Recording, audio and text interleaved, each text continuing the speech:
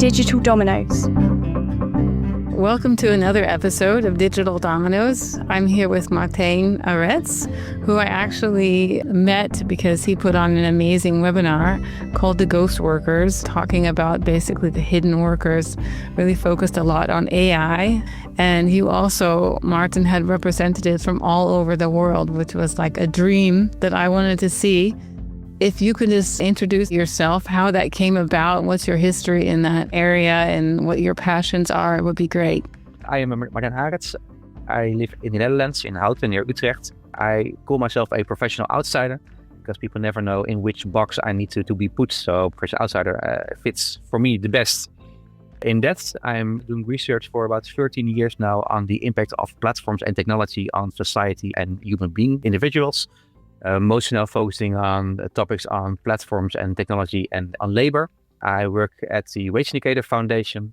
I started my own initiative called GigCV, and I'm also working at the Amsterdam University of Applied Sciences. So I'm really into many different projects and stakeholders. And the topic of data workers or ghost workers, I think is already for some years on my agenda. First reading the book Ghost Work by Mary Gray. And also talking a lot with Kraak ter Hoeve. She's a professor at Utrecht University and she's doing a ERC grant on ghost workers, the invisible labor behind our AI. And because of her, I really got interested in the topic. And that's also why I also decided to organize a webinar on this on behalf of the Wage Indicator Foundation and also create some podcasts. Because with these webinar series of Wage Indicator, we always look on the impact of technology on labor from a global perspective, because Wage Indicator is also active in over 200 countries. And for everything we do, we look really global. And that's also nice because in many discussions, when you say the word global, then we're all looking to Europe and North America. But if you look at the globe, there are many other pretty interesting continents and countries on the globe besides Europe and North America. That's also why we also really try to get this global perspective in those webinars. And I really got interested in the topic because first, it's really a invisible type of labor, because everybody thinks about the magic box of AI doing autonomously cool stuff. But behind there are tens of millions of workers. So I was interested in that. And also because of the framing of everybody saying, but this is new and blah, blah. I'm following the framing and the lobby of tech companies already for 13 years now. And I always get surprised at first them using the same lobby book every time. But also everybody is just accepting the framing of those companies. That combines maybe to get interested and also to organize the webinar and doing some podcast series about it. I was on the other side. I didn't know until 6 months ago. I had no idea about the existence of these data workers. For example, how does AI learn? And you get this typical example of how AI learns. It gets the data and algorithm, and you have some rules in the algorithm. Literally, it's not mentioned. I mean, even since I found out about the data workers, I tried to ask, especially AI chatbots, about them. And unless you specifically ask, are you not leaving some people out of this explanation? Then it's not included. And the more I know, the more I understand that it's a whole concept of what AI is. And also, apart from the fact of how the people are really being exploited in a lot of cases. So that must be a bit surreal for you. 13 years you've been looking kind of into these topics. And do you feel like the world is finally waking up to it? No. So I think the problem is first, of course, the really Western perspective on these technologies and opportunities. Also a kind of a naive perspective about really being seduced by those really cool tasks and tools where you can create cool images and texts, which I also use as a professional, of course. But I think also that we, as quite a privileged part of humanity, privileged on the opportunities that we have, are always really good in just ignoring the reality because it feels uncomfortable. It makes things complex. I think it's not really a surprise that these category of workers were not recognized or being seen, because as I say, we also do with many other industries, let's say the textile industry. So I wasn't really surprised about that. And Of course, in the end, it would be really good that those workers get better rights. But I also understand, maybe waking up, maybe starting to wake up. But I think wake up, that's a first step. And it really asks for lots of advocacy of many people, like Johan was also doing in the webinar, of making people aware. And then the next step would be, okay, then you also need to have some accountability on that, because we're having lots of discussions about inclusive AI and transparent and all these kind of nice terms. But also in those discussions, you were data workers, so which are the workers that verify and some that also impersonates our AI systems. They are not taken into account in the discussion. So I think maybe we're kind of starting to wake up, but I'm not that naive to think that something would change on short term. I think it's also really a long-term process and battle that needs to be done. That's a good point, actually. Before we continue, maybe we should make sure everyone's on the same page. Like these data workers, what kind of people are we talking about here? Yeah, so I'm not a data work researcher, so I did lots of desk research for the webinar. So that's so I'm really building up the work of many great others like Antonie Casilli, Klaas de Hoeve, and many others. Not want to take all the credit for their hard work, but it's about workers. So in the end, AI needs to be fed with new data, and this data is let's say picture or videos or whatever, needs to be translated into data which can be used by AI systems. I'm also following a study philosophy of data, so it's also a translation of objects in the world into data. The second step is also to verify, so also to evaluate, let's say, algorithm outputs. And in other cases, what Antonie Casilli really showed really beautiful in his presentation during the webinar, also sometimes impersonate AI. So the example of the Amazon store in the US last year in 2024, I think, where it was a magic shop because you could walk in and then take your stuff, and then AI and the cameras, they would screen you, they will see what you took, and you could walk out of the store and then you pay automatically. But behind the scenes, the AI was just tens of people somewhere, probably in Kenya, just checking all the cameras and manually feeding the system with what you took and then get the money out of your account. So these are the kind of jobs being done by data workers. And also, this is partly done via online platforms like Amazon Mechanical Turk that many people know, but also at what they then call BPOs, or business process organizations. So there are, like you also have with online customer supports, just offices where people do this work as an employee. And of course, also the conditions of workers are also quite diverse. I think in general, they're really poor conditions. And then it's also the question, so how dependent are people of this work? And then you see also from the work of Klaas de Hoeve, most of the people, they're not dependent on the income. I think only 8%. So many people, they also do it for fun. But when you look at the case, let's say in Kenya, there nearly everybody is dependent of the work for their income, and they don't have the luxury of having an alternative for this. So also the work conditions in general, they're really poor. It depends per situation on what the effect is of these poor conditions on the worker. After the webinar, I got into contact with one data worker in the US that had posted, and she opened my eyes to the existence of Amazon Mechanical Turk. And I went to look at it, and I signed up for it so I could test what it's like, but somehow it said it doesn't need workers, so I couldn't try it out. But she said, even in the US, for example, there are people who live in the middle of nowhere, basically, and there's no other job. So they're dependent on this work. And that's the thing that people don't maybe understand as well, is that it's all over the place. Basically, the economy is kind of moving to these micro tasks. And I'm understanding this more and more also because of Antonio Casilli. I'm reading his book.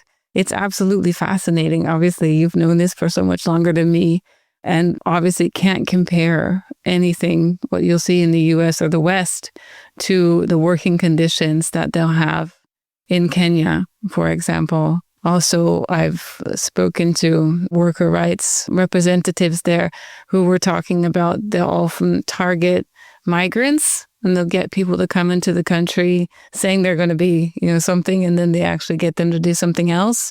And another problem is these non-disclosure agreements. So they often can't even use as I understood, they can't write on their CVs what they've been doing because they've got really strong non-disclosure agreements, right?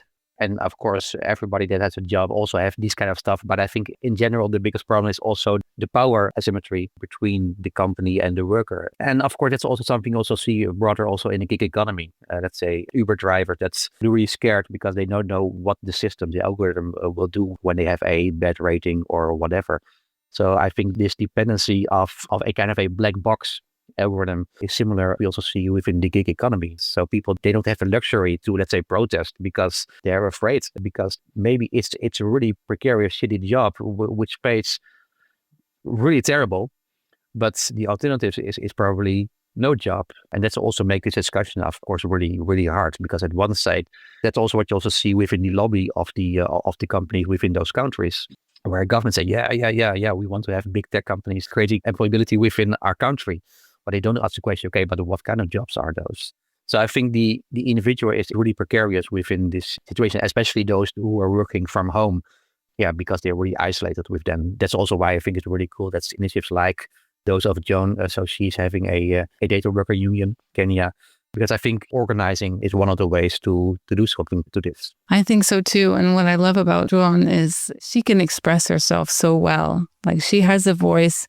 And I guess not all data workers will have that, or they'd be afraid to speak up. I probably would be one that would be afraid to speak up.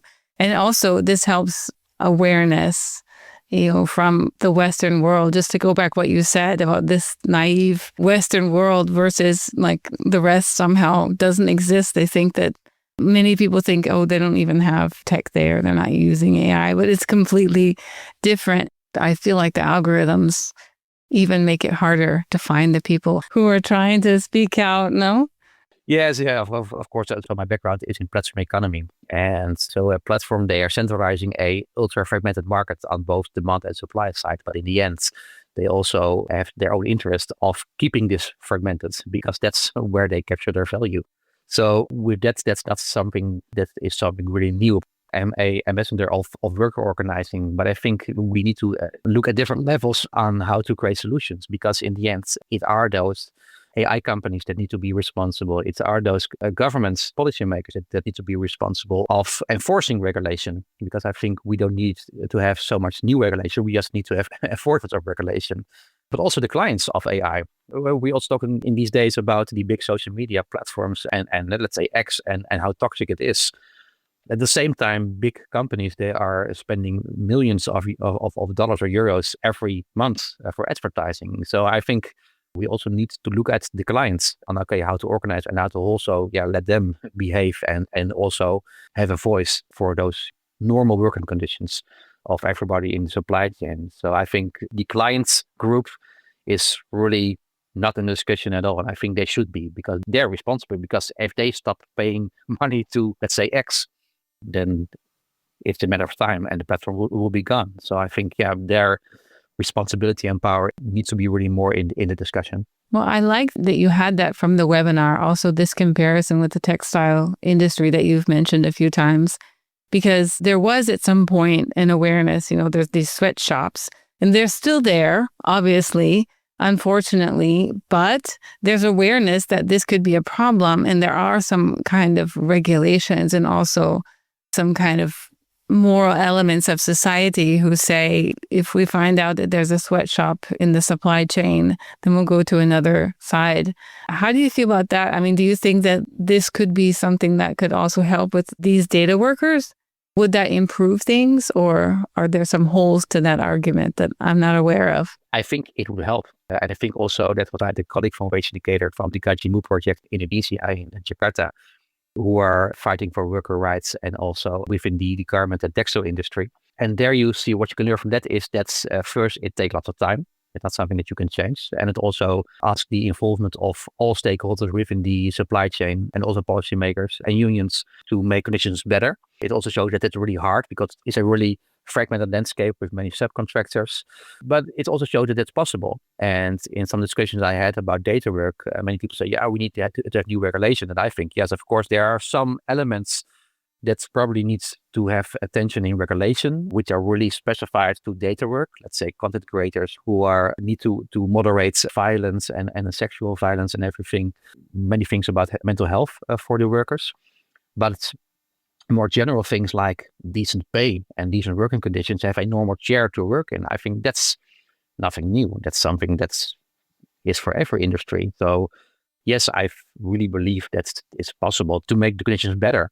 And this responsibility of everybody involved within the supply chain and also on at the client side, and not framing as, okay, this is new, so we need to talk on regulation. No, we just need to enforce existing regulation and start also being critical on not only applauding for tech companies coming into a country, but also ask a question, okay, but how are you going to make sure that you are creating decent work?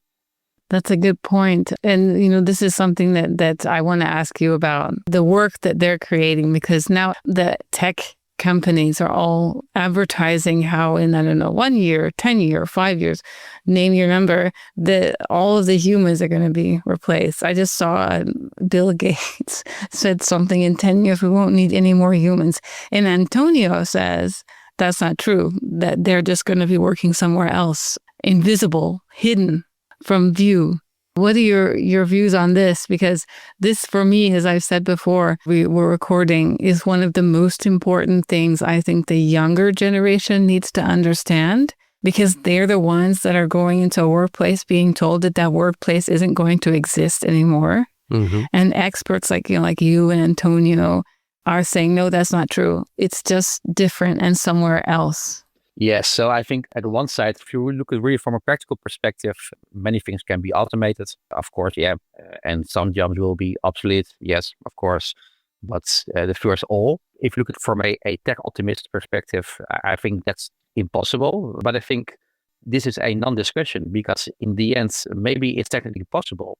But I think the bigger question is, so what society do you want to have? And what do you value in life? And do you value in life that a picture is being generated automatically, and that's just by 2 voice prompts, it will create a marketing campaign, create 20 social media posts and blah, blah. I think if you look at that as the meaning of life, then you have a really poor life. So I think, yes, of course, many things can be automated, but also by automating, you're also throwing lots of things away. So I think that's also one of the reasons. So I'm 45 years old. And I just started, or last summer, I started a new study, philosophy of data and digital society, because I saw that we're only looking things like tech solutions without thinking about, okay, but what do we want as a society? And also, what are we throwing away when we are automating things? Because even now, there are quite some research where you say, okay, if you look at students using AI like ChatGPT engines, in the end, their creative output is better. But when they stop using this, you see that their skills are poor, because they are not used to develop and train those skills. And the same also with, let's say, translation tools. I also wrote an essay one time. It's called Lost in Translation. I think we need to ask more fundamental questions than only, okay, can your work being replaced by AI? Because I think if we had that discussion, then I think humanity is already doomed. Wishing maybe are, but let's talk about it some other time with some nice drinks online. No, it's true. I was thinking about it. One of my relatives was very, very sick in hospital in the US. And this is important because I know a lot more about how AI is integrated in the US just because I've read a lot more about it. So I'm very much aware of how much AI is implemented, like in hospitals and insurance companies. And I was just pretty sure, this is the first time it was personal. I was pretty sure that there was some AI that was making recommendations on what her treatment should be, how long she should be in each station. And I'm pretty sure that the doctors just had to basically justify what their decision was compared to the AI. I can't prove this, which is another thing that was clear to me for the first time, that there was no way I could tell my parents or check about the AI because it's not really out there. So yeah, I think I understand really from a personal level what you're getting at, right? If people don't understand that, then they don't understand what kind of society that is being created. And that's one of the reasons why I think it's so important to know about the data workers, because you understand it's not just tech. There are people behind it. There are humans, not just the tech titans, but the humans. Yes, but also in the discussion about replacements, it really comes from the standpoint about a kind of a efficiency religion. Well, we humans are not made to be efficient. So I do lots of work and I'm really good in really creating smart collaborations. The output of what I do is really high, but in general, I'm not efficient because there are many times I'm just reading a book or just looking out the window or just doom scrolling on my phone because the addictive apps like Instagram. So I think the idea that the ultimate goal of society is that we need to be super efficient, I think that's from a starting point is already a really wrong and poor perspective. Which doesn't mean that I don't like all the cool tools, of course. And I'm also using DeepL as a translation tool, so I can do translation much faster in the end. So I'm not saying you shouldn't use all this stuff, but in the end, I think you need to be more aware about what you automate and what you don't do. And same also about the discussion about regulation for data workers, that we need to have new regulation. In the end, you always need to think about, okay, so what is the interest of the sender of a message? And the interest of sender of a message saying, okay, we need to have new regulation on data work because existing regulation doesn't apply to this category of workers. It's the interest of people that's, just want to have cheap labor and don't want to comply with regulation on short term. And the same also like with the Bill Gates. And it's also the same what's also happening, but also the other tech bros, entrepreneurs behind AI. Of course, if you are trying to sell a story on the long term, then you're also kind of trying to get the spotlight to the long-term thing and not on the short-term shortcomings that you have or the nasty questions about, let's say, copyrights, which is not sexy, of course, but in the end, really important to all the people whose data is now being used to train the systems. So I think it's also a way to change the discussion on the more future scenarios by then avoiding to take responsibility on short time. That's a really good point. Thank you. And we're almost out of time. I want to ask you, what do you think in your experience, what has been most effective, if anything, to help open people's eyes to these topics? Because they're kind of, as you said, philosophical, and most people don't run around on thinking about things on a philosophical level. So have you some recommendations about what the best way forward is to help wake people up? I think patience, because it takes lots of time. Accepting there are no quick wins. Because in the end, it's also about transformation, which just takes lots of time. I think also it's easy to say, okay, AI, it's all crap, blah, blah. But in the end, it doesn't help when you really only bash it. Because in the end, there are also lots of upsides on it. So I think also being nuanced about the pros and the cons, and also keeping it as an ongoing conversation. And from my perspective, what always helped for me, just be really consistent in keeping on having the discussion open, but also keep on asking the questions on LinkedIn. So when somebody is now talking about AI and cool system, but especially big companies, they say, oh, interesting. And then what is your proposition or your position on the data workers behind your AI? And most of the times they just don't respond. Keep on being the pain in the ass and asking these questions, but also be open for the conversation, because if you only are attacking, then you won't change anything. I think you also need to understand the culture and the interest of all the stakeholders, because then you also can understand how you can make a change. If you only do it from your perspective, I don't think you will change a lot. That's perfect. Thank you. That's really the sentence that needs to be hung up somewhere, really.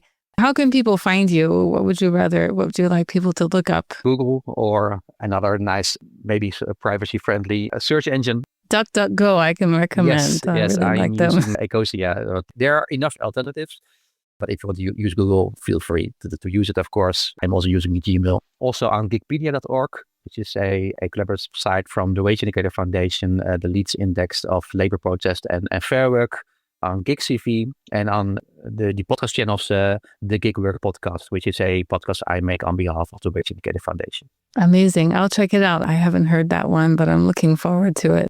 Thank you so much for your insights. I just think this is more and more important that we get this out. More people can think about it, especially the younger generation who have maybe a little bit more energy than people that are older like me, just to help push through change and awareness. So thank you so much. And I'm glad that I finally woke up to these things that you've been looking at for well over 13 years at least. So thank you. Yeah, thanks. And that brings us to the end of this episode of Digital Dominoes.